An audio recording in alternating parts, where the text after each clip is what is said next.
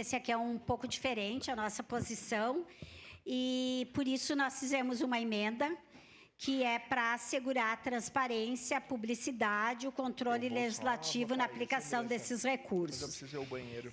A gente entende que esta emenda, enfim, ela só vem ao encontro daquilo que se fala tanto, da importância de detalhar o público que foi beneficiário, as modalidades específicas, já que aqui a gente está falando de um subsídio para um público especial, né, que tem um caráter social.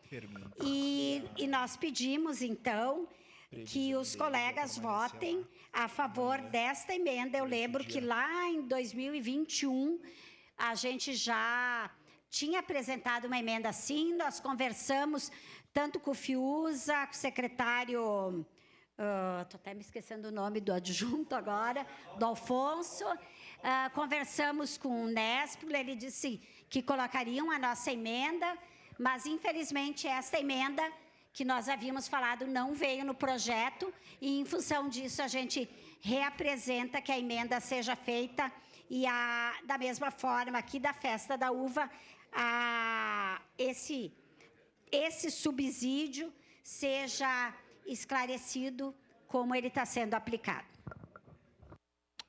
Obrigado, vereadora Rosifina.